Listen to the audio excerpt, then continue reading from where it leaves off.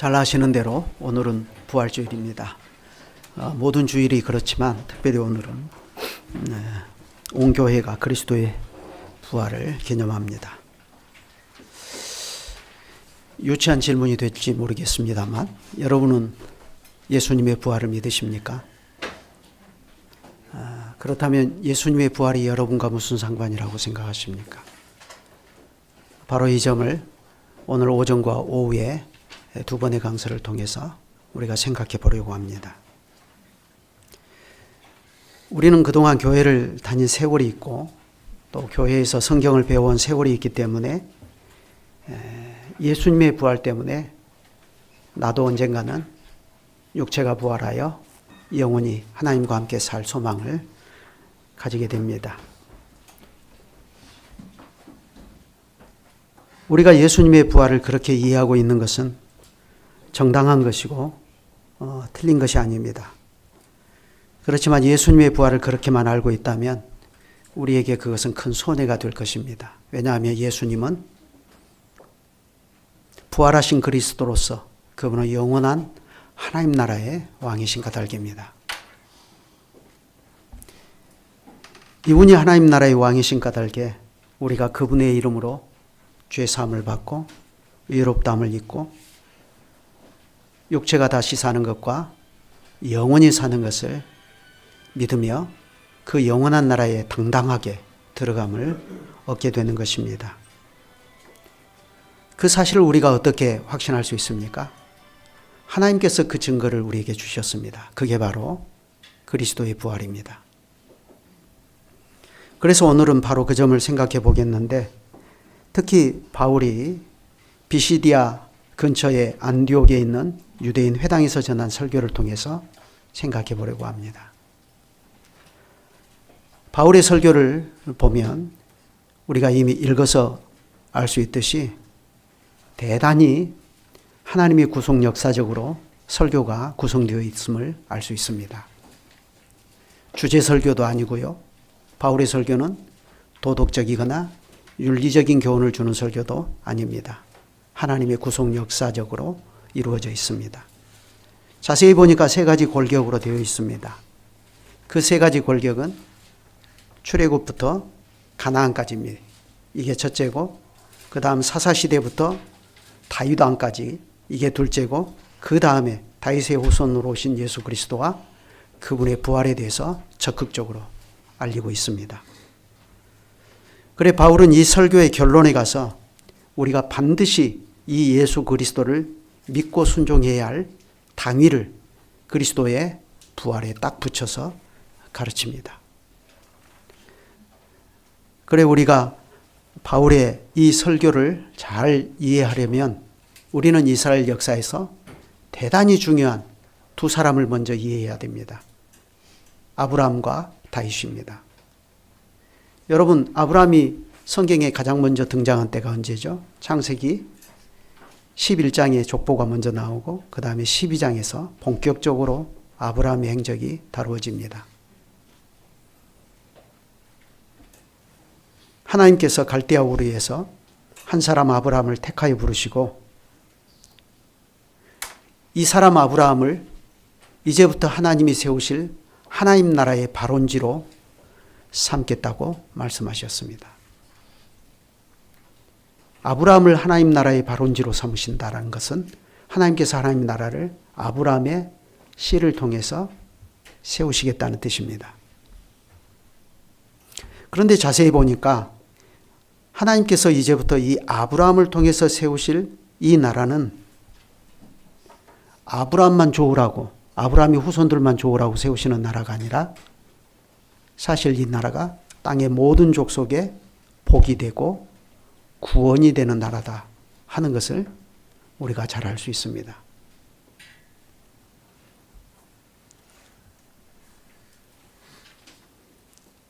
그것을 어떻게 알 수 있냐면 그 앞에 있는 바벨탑 사건을 이해하면 알 수 있습니다.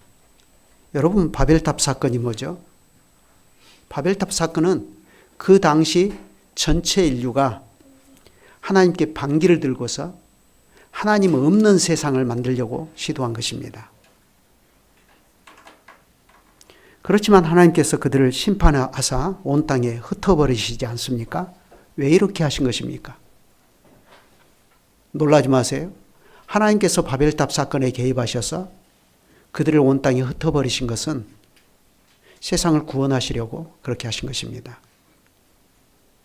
왜냐하면 세상은 그대로 내버려 두면 하나님께 반역하는 그 못된 성질머리를 버리지 못하다가 결국에는 하나님의 정죄와 진노와 심판 아래로 영원히 굴러떨어져 버리기 때문에 그렇습니다. 그래서 세상이 그렇게 되지 않도록 하나님께서는 바벨탑 사건에 개입하시고 그들을 일단 온 땅으로 흩어서 각 민족으로 사용하는 언어를 중심으로 각 민족으로 흩어져서 번성해 나가도록 하셨습니다.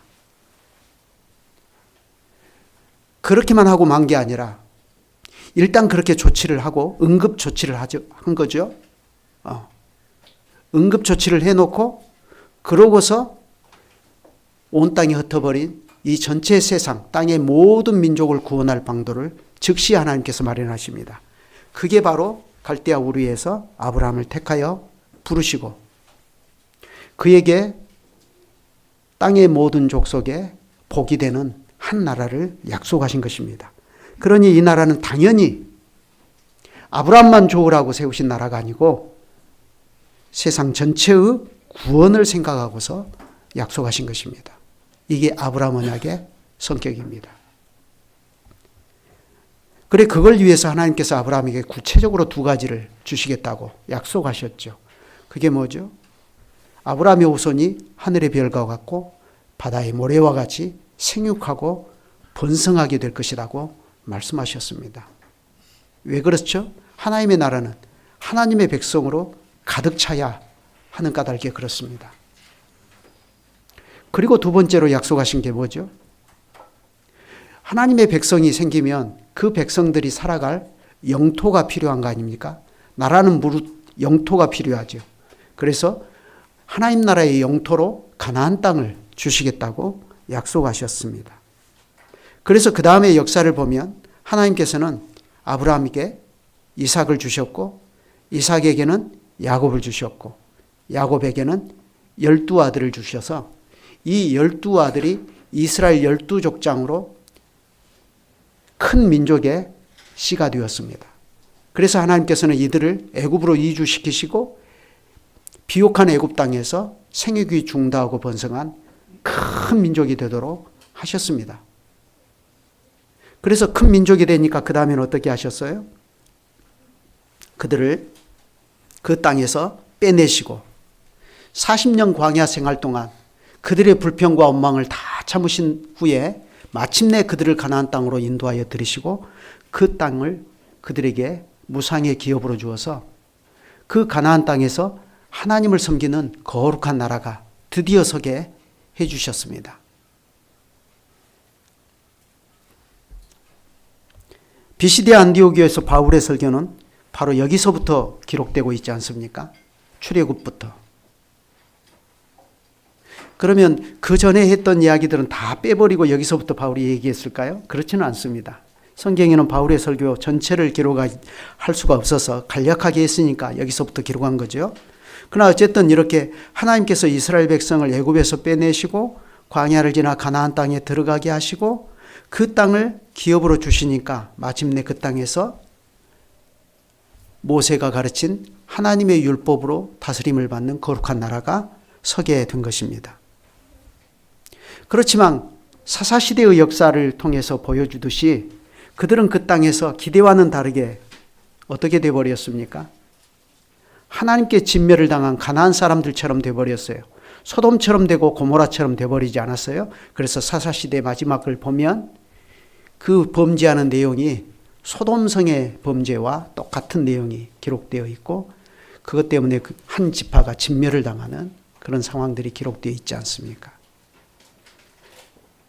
그러면 왜 이런 일이 발생했다고 사사기가 이야기하죠?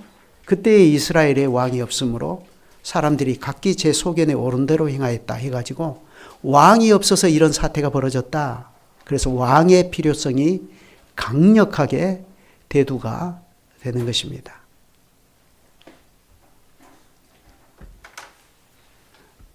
그러면 정말로 그들에게 왕이 없었냐면 아니에요. 하나님께서 그들의 왕이셨고 모세의 법이 그들에게는 엄연히 존재했습니다. 그런데 유명무실했어요. 이 유명무실하다는 것이 굉장히 문제거든요. 그래서 하나님께서는 유명유실하도록 실제로 왕을 주셨어요. 그래서 먼저 사울왕을 주셨죠. 그런데 사울은 순종의 제사보다 낫다라는 엄한 책망과 함께 하나님께 버림을 받았고 그 다음에 하나님께서 하나님의 마음에 흡족한 종 다윗을 주셨습니다. 그래 다윗이 사방의 대적을 다 물리쳐서 자기 백성 이스라엘을 그 대적의 손에서 구원하도록 그렇게 하시지 않았습니까?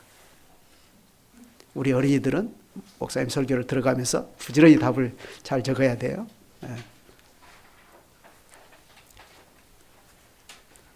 다윗이 하나님의 뜻대로 어디를 가서 전쟁을 하든지 하나님께서 그와 함께 하심으로 다 이기게 하셨습니다. 그래서 이스라엘 백성을 주변 대적의 억압과 착취와 이런 수탈로부터 완전히 해방을 시켰어요. 그런데요, 그때까지도 하나님은 어디에 계셨습니까? 장막에 계셨습니다. 이동식 텐트에 계신 거예요. 그걸 안타깝게 여긴 다윗이 하나님의 집을 건축할 뜻을 하나님께 아뢰었는데 하나님께서 거절하시고 오히려 하나님께서는 다윗에게 이러한 맹세의 언약을 하셨습니다. 거기 사무엘하 7장 12절 13절 있죠. 이건 성경을 읽어가는 데 있어서 너무 중요한 말씀이에요. 여러분이 수백 번도 보았겠지요. 같이 한번 읽읍시다. 내 수완이 차서 내 조상들과 함께 누울 때에 내가 내 몸에서 날 내 씨를 내 뒤에 세워 그의 나라를 견고하게 하리라. 그는 내 이름을 위하여 집을 건축할 것이요 나는 그의 나라 왕위를 영원히 견고하게 하리라. 하나님께서 다윗의 후손을 다윗의 왕위에 세워서 그 나라를 영원히 견고하게 세워주겠다. 그렇게 약속하셨어요. 그런데 실제로 그 다음에 이스라엘 역사를 보면 그렇게 되었습니까? 안 되었습니까? 그렇게 안 되었어요. 하나님께서 이때 다윗에게 하신 약속의 실현은 쉽지 않았습니다. 물론 당장에는 솔로몬이 태어났고 마침내 다윗의 아들 솔로몬이 하나님의 성전을 건축했어요. 그래 성전이 완성되고 하나님께 이 성전이 봉헌되었을 때 하나님께서는 솔로몬 성전에 임재하셔서 자기 백성 중에 영광스럽게 거하셨습니다. 그렇게 되니까 마침내 이스라엘은 하나님의 백성이 되고 하나님은 이 이스라엘 백성이 하나님이 되시는 출애굽의 목표가 비로소 완성되었어요. 그래서 실제로 열왕기상 4장을 보면 그때 유다와 이스라엘의 인구가 바닷가의 모래와 같이 많이 되며 먹고 마시며 즐거워했다 했습니다. 마치 시내산에서 모세와 아론과 나답과 아비후와 그리고 이스라엘의 70인 장로들이 하나님의 청명한 발 아래에서 먹고 마시며 즐거워했던 그 일이 이스라엘 전체 안에서 이루어진 거예요. 그래 이때에 이스라엘 나라 모든 국민이 성전에 계시는 하나님을 기쁘게 섬기며 하나님의 계명을 따라 살게 되었습니다. 세계 어디에도 이런 나라가 없었어요. 우리 둘째 아들이 우리 집에 와서 식사하다가 식탁에 우리 교회에서 만든 그 연대표 딱 식탁 위에 벽장에 붙여놨거든요. 그거 딱 보더니 뭐라 하는 줄 아세요? 아이고 다윗 시대 우리는 고조선이었네 그러더라고. 그 시대에 우리는 어땠어요? 아이고 곰과 호랑이가 어떻게 기도하다가 당군을 낳아가지고 우리나라가 생겼다 이런 설화나 믿고 있던 그 시대예요. 근데 그 시대에 이스라엘 나라는 이렇게 하나님의 계명을 따라서 하나님을 섬기는 거룩한 나라를 이루고 나간 겁니다. 세상 전체가 다 하나님을 알지 못하는 무지 속에서 우상을 숭배하고 헛된 귀신에게 절하며 섬기는 때에 오로지 가나안 땅의 이스라엘 나라만이 하나님의 은혜로 진리를 알아서 유일하신 참 하나님을 섬기고 하나님의 계명으로 국가가 경영되고 국민 생활이 영유되는 이런 거룩한 나라를 그때에 이루고 나간 거예요. 언제요? 고조선 시대. 그러니 세계가 이 나라로부터 어떻게 되었어요? 이 나라의 왕에게 지혜를 배우려고 몰려들었습니다.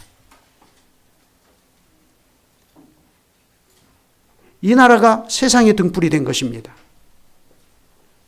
하나님께서 이 나라를 제사장 나라와 거룩한 백성으로 세우신 뜻이 그러한 방식으로 그 당시에 이루어진 거예요. 그러면 여러분, 솔로몬 때에 이루어진 이 나라가 그러면 하나님께서 아브라함에게 약속하시고 아브라함이 하나님의 약속을 따라 바라보았던 그 영원하고 영광스러운 생명의 나라입니까? 그건 아닙니다.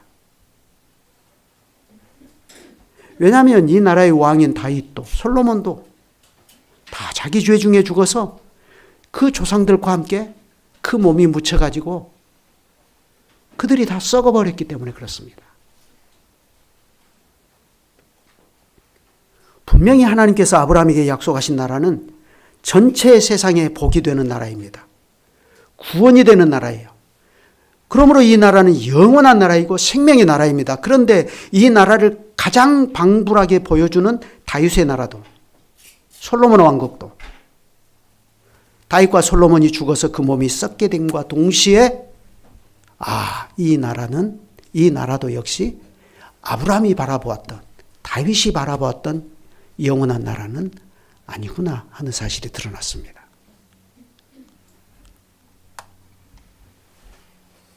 다윗은 하나님의 마음에 합한 사람으로 당대에 그가 하나님의 뜻을 다 행하였을지라도 그러나 다윗도 자기 죄 중에 죽어 사망에 굴복할 연약한 인생일 뿐입니다. 여러분 최근에 열왕기상 사무엘하 읽으셨죠? 지금은 이제 열왕기상 보고 계실 텐데 다윗이 밧세바를 범하고 그 남편인 우리아를 죽일 때 어떻게 했습니까? 저는 소름이 돋았습니다. 그 부분을 읽을 때마다 소름이 돋아요. 우리아는 햇사람입니다. 이방인으로서 이스라엘에 귀한 사람이에요. 그런데 우리아가 다윗보다 훨씬 더 하나님께 충성합니다. 그런데 그 충성스러운 하나님의 종 우리아를 다윗이 어떻게 죽여요? 요압에게 편지 썼어. 너 우리아 이 편지 가지고 가거든. 전쟁에 앞세워서 살짝 빠져버려라. 그래서 적들의 손으로 죽이게 해라. 근데 우리아는 그 편지에 자기를 죽이라는 다윗의 명령이 써져 있는 것도 알지 못한 채 그 편지를 들고 갑니다. 얼마나 소름 끼치는 장면입니까? 여러분, 다윗이 훌륭하다고요? 아닙니다. 여기 있는 저보다 1000배, 100배 더 나쁜 놈입니다. 저는 적어도 그런 짓은 안 하거든요. 아무리 나빠도. 못할 것 같아요. 근데 다윗은 그렇게 하거든요. 여러분, 여기 계신 여러분들 그렇게 하셨습니까? 그런 죄 지어보신 적 있어요? 없잖아요. 적어도 우리는 사기도 못 쳐요. 그런데 다윗은 실제로 그렇게 했습니다. 그래 죽어서 그 몸이 썩어버렸어요. 솔로몬도 마찬가지 아닙니까? 솔로몬 뒤에 이 나라를 다스렸던 모든 왕들이 다 마찬가지입니다. 다윗의 뒤를 이어서 그 나라의 왕위에 앉아서 다스린 그 다윗의 아들들, 다윗의 후손들이 다 세면 21명입니다. 그러나 그 21명의 아들 중에 단 한 명도 하나님께서 이때에 다윗에게 약속하신 영원한 나라의 왕은 없었어요. 그걸 어떻게 알 수 있어요? 다 죽어버렸어요. 다 그 몸이 썩어버렸어요. 그들은 다 저마다 죄가 있었습니다. 솔로몬은 처음에는 하나님을 경외하는 길로 가다가 나중에는 배교해 버렸습니다. 그 역사를 여러분이 너무나 잘 아시잖아요. 근데 솔로몬 이후에 또 훌륭한 왕이 하나 있죠. 여호사밧. 참 훌륭한 왕이에요. 다윗의 길로 행한 사람입니다. 그런데 이 사람도 결정적인 죄를 범했어요. 아합의 집과 사돈관계를 맺은 거예요. 결국 그것이 화근이 되어서 이세벨의 딸이 다윗의 가문에 들어와서 다윗의 씨가 멸절될 위기를 자초해 버렸습니다. 여러분 농사를 지어 보셔서 잘 아시잖아요. 저는 어려서 시골에 살았기 때문에 참 제일 힘든 게 뭐였냐면 고구마. 그것도 이렇게 곳간에 딱 남겨두잖아요. 씨 고구마. 다음에 또 심어야 되죠. 그거 먹어야 되는데 그 절대 못 먹게 하거든요. 그거 남겨둬라. 왜 그러냐면 이거 종자 씨거든요. 그거 다음 해에 또 심어서 수확해야 되니까. 씨가 보존되어 있어야 다음 해를 기약할 수 있거든요. 다윗의 씨도 마찬가지입니다. 다윗의 씨가 보존되어 있어야 거기로부터 그리스도께서 오시는 거죠. 그래서 그리스도가 오셔야지 비로소 하나님께서 아브라함에게 약속하신 생명의 나라가 서는 겁니다. 세상은 이게 복이에요. 세상은 여기에 소망이 있는 거예요. 그런데 그런 다윗의 씨가 이세벨의 딸 이달랴 때문에 멸절을 당할 위기에 처하게 된 거예요.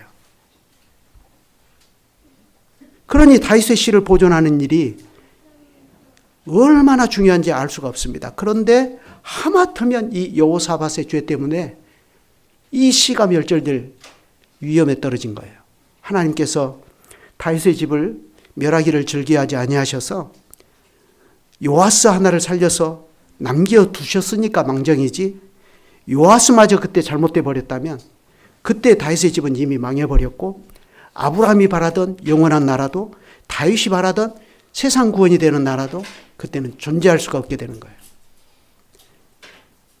그런 죄를 여호사밧이 지은 겁니다. 또 히스기야는 어때요? 히스기야도 한때는 하나님을 사랑하고 하나님을 경외하는 믿음으로 아수르를 물리치는 혁혁한 공을 세웠습니다. 물론 하나님께서 하신 일이죠. 그렇지만 그게 히스기야 때 일어난 일이에요. 제가 이스라엘 갔을 때 그 히스기야 때 아수르의 사네립의 침략을 받았을 때 예루살렘에 물이 없으니까 수로를 뚫었잖아요. 지하로. 통로로 연결해서. 그래서 예루살렘에 물이 공급되도록. 그래서 버텼잖아요. 그 수로를 통과해 봤거든요. 여기 그때 같이 가신 분 계신가요? 수로가 얼마나 좁은지 저는 키가 작으니까 당당하게 서서 갔는데 조금 키 크신 분들은 다 이렇게 숙이고 가야 되거든요. 딱 이만한 공간이에요. 이만하고. 그래서 수로가 쫙 석회암이기 때문에 뚫기가 쉬워요. 돌은 돌인데 석회석이기 때문에. 그래가지고 그때 좁아가지고 여기에 그게 묻어왔거든요. 그때 외투에 그게. 그래서 제가 그 옷 안 버렸습니다. 그건 기념이라.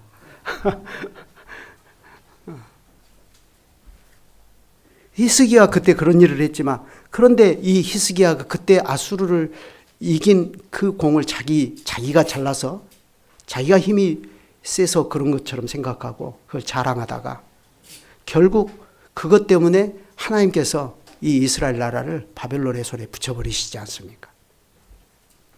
이와 같이 다윗의 자손으로서 다윗의 위에 앉아서 이스라엘 나라를 다스렸던 왕들이 여럿이 있지만 그들은 모두 자기들의 죄로 인해서 당대의 쓰디쓴 열매를 다 거두었습니다.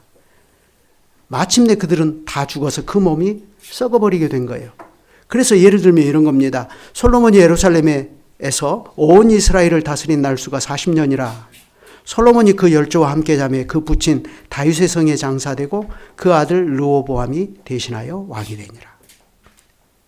여호사밧도 마찬가지예요. 여호사밧이 그 열조와 함께 자매 그 조상 다윗성에 그 열조와 함께 장사되고 그 아들 여호와람이 대신하여 왕이 되니라 했고, 히스기야도 마찬가지예요. 히스기야가 그 열조와 함께 자매 온 유다와 예루살렘 거민이 저를 다윗 자손의 묘실 중 높은 곳에 장사하여 저의 죽음에 존경함을 표하였더라. 그 아들 므낫세가 대신하여 왕이 되니라. 항상 이런 식입니다. 그렇다고 한다면 참으로 우리가 당황스럽지 않습니까? 왜냐하면 하나님께서 다윗에게 약속하신 영원한 왕, 다윗의 씨로 오셔서 다윗의 나라를 영원히 견고하게 하실 그분은 하나님께서 저로 하여금 썩음을 보지 않게 하실 것이라고 약속하셨기 때문입니다. 다윗이 시편 16편에서 그 사실을 분명하게 말하지 않습니까? 시편 16편 10절인데 여기 개역 개정은 제가 볼 때 썩 마음에 들지 않아요. 쉽게 하려다 보니까 썩 마음에 안 듭니다. 뭐 사도행전하고 너무 다르게 해놨어요. 개역으로 읽겠습니다. 이는 내 영혼을 음부에 버리지 아니하시며 주의 거룩한 자로 썩지 않게 하실 것임이니이다.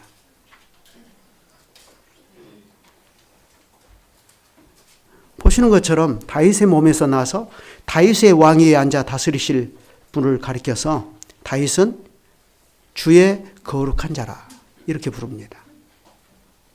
다윗은 이분이 자기보다 훨씬 높은 하나님이시다 하는 사실을 이미 그때 안 거예요. 그래서 이분을 주의 거룩한 자라 고백하고 이분은 하나님께서 그 영혼을 음부에 버리지 아니하시며 몸이 썩음을 당하지 않게 하실 왕이라고 고백했습니다. 이 점에서 다윗의 주님이 되시는 주의 거룩한 자는 역대 이스라엘의 다른 왕들과는 다른 분입니다. 어떤 점에서요? 이분은 그 조상들과 함께 자지 않습니다. 그 몸이 죽어 다윗성의 장사가 되지 않는 거예요. 영원히 사시는 왕입니다.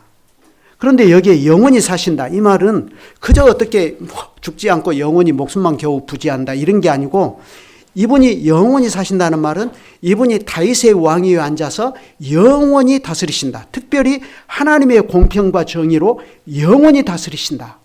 그런 뜻입니다. 그렇다고 한다면 이분이 이렇게 영원히 다스리실 나라는 어떤 나라이겠는가? 우리가 짐작할 수 있습니다. 하나님께서 맹세로 약속하신 것 같이 이분의 나라는 영원한 나라이고 지금 이렇게 썩어짐의 종로로 다는 세상과는 달리 죄와 사망과 썩어짐까지 다 철폐해버리는 영원한 생명의 나라입니다. 그러므로 우리가 이분을 믿어서 이분이 다스리는 영원한 나라에 들어간다 하는 것은 그 자체로 우리가 영원히 죽지 않고 오히려 영원히 살아서 주와 함께 영원히 왕노릇하는 그런 세계로 들어가는 것을 의미하는 것입니다. 창세 때 하나님께서 우리 인생들을 하나님의 형상으로 지으시고 모든 세계를 다스리며 정복하며 지키게 하시지 않았습니까? 그 뜻이 이루어졌을 때 이 세계는 하나님의 생명으로 충실한 세계가 되게 하셨어요. 그러니까 이 세계는 창조의 목적이 충만하고도 완전한 형태로 이루어지는 지극히 복된 세계입니다. 에덴 동산의 완성입니다. 이 영원한 왕이 오셔서 다스리시는 나라는 우리가 예수 그리스도를 믿고 사죄함을 받고 의롭다함을 얻어서 들어가는 세계가 그런 세계입니다. 그러기에 다윗은 이러한 하나님의 약속을 받고 이게 생명의 이름을 알았습니다. 그래서 고백하기를 주께서 생명의 길로 내게 보이시리니 주의 앞에는 기쁨이 충만하고 주의 우편에는 영원한 즐거움이 있나이다 하고 찬송했습니다. 생명의 길이 다른 데 있지 않고 여기에 있다는 겁니다. 하나님께서 그 영혼을 음부에 버리지 아니하시며 주의 거룩한 자로 썩음을 당하지 않게 하시는 거기에 바로 인생의 구원이 있고 생명이 있다. 다윗은 당장에 이것을 깨닫고 주께서 생명의 길로 내게 보이시리니 하고 이렇게 말했습니다. 보이셨다 이렇게 말해도 되는데 그렇게 말하지 않고 보이실 것이다. 보이시리니 이렇게 말했어요. 미래형으로 말해서 장차 하나님의 약속이 이루어질 것을 바라보았던 겁니다.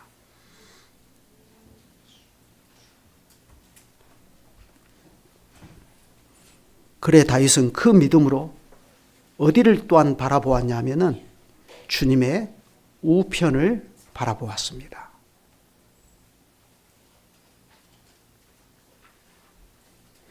왜 그러냐면 주의 거룩한 자가 그 몸이 썩음을 당하지 않고 영원히 사시되 어디에서 영원히 다스리십니까? 주의 우편에서. 그러므로 그분이 다스리실 주님의 우편을 바라본 거예요. 이것이 하나님께서 다윗에게 하신 약속입니다. 다윗의 나라를 영원히 경고하게 하실 다윗의 신은 하나님께서 그 영혼을 음부에 버리지 아니하시며 그 몸이 썩어지지 않도록 하실 것이라 한 겁니다. 그런데 방금 말씀드린 대로 실제 역사는 그렇게 되지 않았습니다. 다 죽어버렸어요. 다윗도 죽었고 다윗의 아들들도 다 죽어버렸어요. 그들이 죽어서 다윗성에 장사되며 그 몸이 그 조상들과 함께 장사 지내고 말았습니다.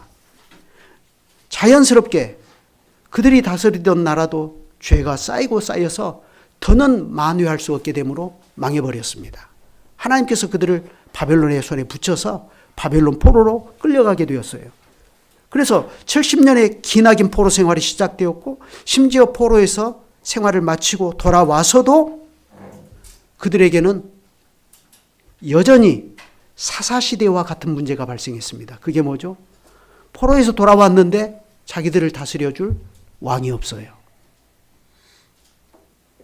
그러니 그들은 여전히 이방의 압제를 받고 있었습니다. 그 시기가 로마 제국 시대까지 간 겁니다. 무려 500년의 긴 시간이 흘렀어요. 그 사이에 다윗의 가게도 흐지부지되고, 과연 다윗의 자손들이 어디서 살고 있는지 찾을래야 찾을 수도 없는 상황이 되어버렸습니다. 그러니 상황이 이렇게 되니까 하나님께서 약속하신 언약이 물 건너갔구나. 그것이 이루어질 가망성이 안 보이게 되는 그런 상황이죠. 그러나 하늘의 하나님께서는 그러지 않았습니다. 땅에 있는 인생들의 눈과 달리 하나님께서는 줄기차게 다윗의 자손들의 행방을 뒤쫓고 계셨습니다. 하나님께서는 그들에게서 결코 눈을 떼지 않으셨어요. 그러다가 마침내 때가 되매 하나님께서 다윗의 우선 마리아를 부르셨습니다. 천사가 일러 가로되 마리아여 무서워 말라. 네가 하나님께 은혜를 입었느니라. 보라 내가 잉태하여 아들을 낳으리니 그 이름을 예수라 하라. 저가 큰 자가 되고 지극히 높으신 자의 아들이라 일컬을 것이요 주 하나님께서 그 조상 다윗의 왕위를 그에게 주시리니 영원히 야곱의 집에서 왕으로 다스리실 것이며 그 나라가 무궁하리라. 하늘의 하나님께서 약속대로 다윗의 씨에서 이스라엘을 위하여 구세주를 세우셨습니다. 그분은 예수십니다. 그래서 오늘 본문에도 보면 바울이 말하기를 23절에 하나님이 약속하신 대로 이 사람의 후손에서 이스라엘을 위하여 구주를 세우셨으니 곧 예수라 했습니다. 마침내 하나님께서 구원의 말씀을 이스라엘 가운데 보내신 것입니다. 그런데 안타깝게도 이스라엘 백성은 정작 이분을 알지 못하고 십자가에 못 박아 죽였습니다.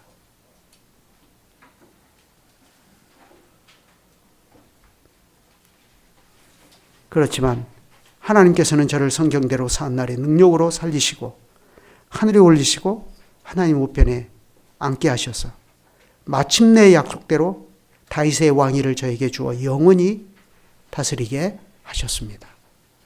다윗이 믿음의 눈으로 보았던 주의 우편에 마침내 다윗의 주이신 그리스도께서 그 몸이 썩음을 당하지 않고 영원히 사시는 그리스도께서 주의 우편에 앉아서 다스리기 시작하신 것입니다. 그래 비시디 안디옥의 유대인 회당에서 바울이 특별히 강조한 것도 바로 이 점입니다. 하나님께서 예수를 죽은 자 가운데서 도로 살리심으로 그 몸이 썩음을 당하지 아니하였다 하는 이 사실입니다. 단지 예수라는 한 인간의 부활을 중요하게 이야기한 게 아니에요.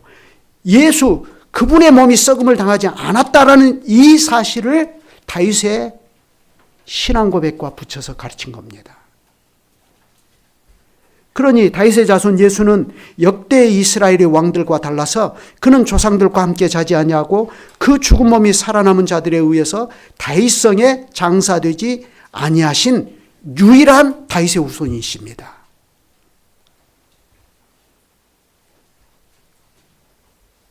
그러니 그분이 영원히 살아서 다윗의 보좌에 앉아 영원히 다스리시는 것입니다.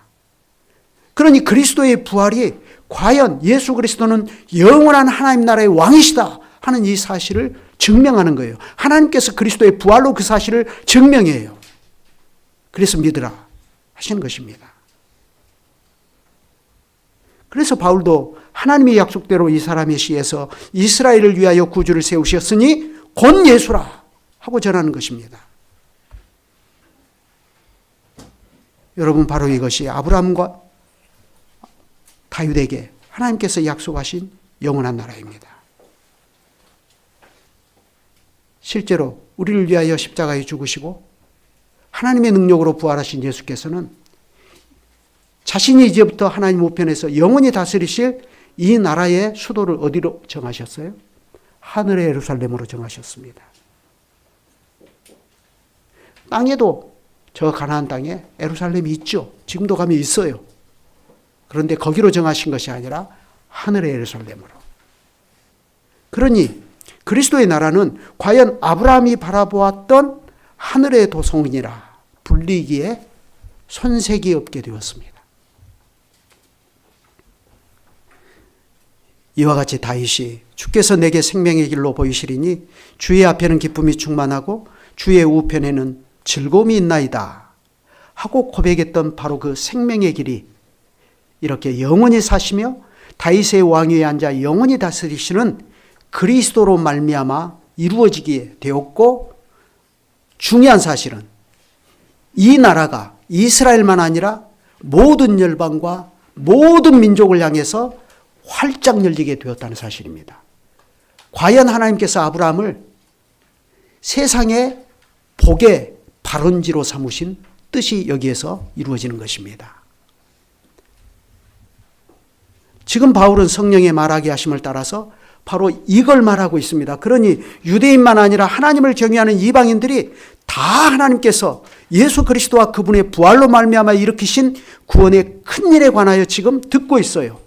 왜냐하면 이 복음은 누구든지 믿기만 하면 차별이 없이 구원하시는 하나님의 복음이 까닭에 그렇습니다.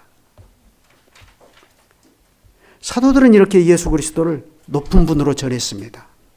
오늘날처럼 예수를 사랑의 화신으로 전한 것이 아니고, 예수는 이렇게 높으신 분이고 권세가 있으신 분이고 영원히 사시며 영원히 다윗의 집에서 왕노릇하는 분이시다, 이렇게 전한 거예요. 그러므로 우리가 그분의 말씀을 들을 때는 마땅히 믿는 마음으로 듣고 또한 즐거이 듣고 신속히 순종해야 할 왕으로 전했습니다. 사도들은 이렇게 예수를 하나님 나라의 왕, 영원한 나라요 생명의 나라의 왕으로 전파해서 이 그리스도를 믿는 자마다 누구든지 하나님께서 구원하신다 하는 이것을 믿을 만하게 전했습니다. 예수는 이렇게 권세가 있으신 분이고 영원히 사시며 영원히 다스리시는 왕이신 까닭에 그렇습니다. 오순절에 사도들이 전파하고 또 이렇게 바울이 비시디아 안디옥에서 유대인들과 이방인들에게 이 복음을 전한 뒤로 2000년의 시간이 지났습니다. 그 사이 이 땅에 거하는 인생들의 행적은 지나가고 또 지나가면서 역사는 수백 번도 더 바뀌었습니다. 그럴지라도 그리스도는 여전히 하나님 우편에 살아계셔서 지금도 우리를 이 복음으로 가르치시며 하나님의 권능으로 세상을 다스리고 계십니다. 왜 그렇게 하시는 것입니까? 그리스도를 믿고 순종하는 자기 백성을 구원하시려고 그렇게 한 거예요. 과연 본문에서 바울이 전하지 않았습니까? 36절부터 보면 이렇게 말하죠.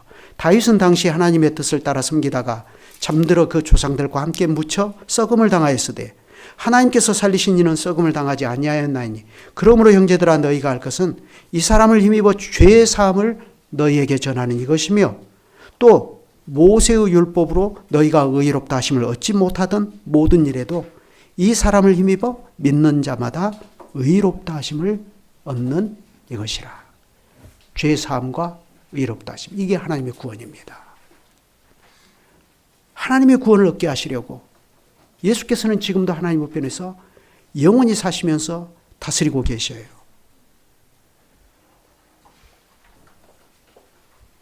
그럼에도 불구하고 여전히 이것이 믿어지지 않아서 그걸 거부해버리는 사람들도 바울은 있다는 것을 의식합니다. 왜 그렇습니까? 믿음은 모든 사람의 것이 아니기 때문에 그렇습니다.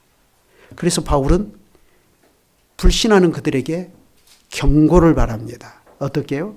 그런즉 너희는 선지자들을 통하여 말씀하신 것 같이 그것이 너희에게 미칠까 삼가라. 일러스되 보라 멸시하는 사람들아 너희는 놀라고 멸망하라. 내가 너희 때를 당하여 한 일을 행할 것이니 사람이 너희에게 알려줄지라도 도무지 믿지 못할 일이라 하였느니라. 그리스도의 부활이 이처럼 명명백백하게 믿을만하게 하나님께서 일으키셨음에도 불구하고 믿지 않겠다 하면 별 수 없습니다. 망하는 수밖에 없다는 것입니다. 복음은 이렇게 양날의 칼입니다.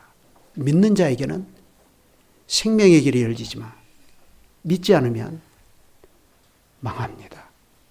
이게 사도들이 전한 그리스도의 부활의 복음입니다. 기도드리겠습니다. 거룩하신 주님, 우리 조상 다윗의 믿음과 소망대로 하나님께서 다윗의 후손 예수 그리스도의 영혼을 음부에 버리지 않으시며 그 몸으로 썩음을 당하지 않게 하신 이 일이 우리에게 어떠한 복음이 되고 구원의 기쁜 소식이 되는지 알 수가 없습니다. 하나님께서는 약속대로 예수 그리스도를 죽은 자 가운데서 사흘날에 살리시고 하늘에 올리우셔서 지금 하나님 우편에서 영원히 다스리게 하셨습니다. 그러므로 하나님께서 전체 세상의 구원을 위하여 아브라함에게 약속하시고 다윗에게 맹세하신 영원한 나라가 죄와 사망을 멸하고 영원히 우뚝 서서 지금 이렇게 여기에 있는 우리들에게까지 그 하나님 나라의 문을 활짝 열며 누구든지 예수 그리스도를 믿고 영접하는 자를 이 나라로 받아주십니다. 그러니 저희도 다윗처럼 이것이 생명의 기름을 깨닫고 기꺼이 이 길로 나와서 구원의 하나님을 찬송합니다. 이 생명의 길을 깨닫고 주의 앞에 놓여 있는 충만한 기쁨으로 서로를 향해서 그리스도의 부활을 기념하며 축복함이 이 회중 안에 넘치게 있도록 하여 주시옵소서. 이 부활의 즐거운 소식이 회중이 서로를 향해서 하나님의 샬롬으로 문안하는 근거가 되게 하시되 우리도 다윗처럼 이 부활의 기쁜 소식 안에서 땅에 있는 성도들은 존귀한 자들이니 나의 모든 즐거움이 그들에게 있도다 하면서 오늘도 이 복된 그리스도의 진리 안에서 성신의 인도로 말미암아 이루어지는 성도의 교제 안에서 하나님 나라의 평강과 희락이 넘치게 하시옵소서. 주 예수 그리스도의 이름으로 기도드립니다. 아멘.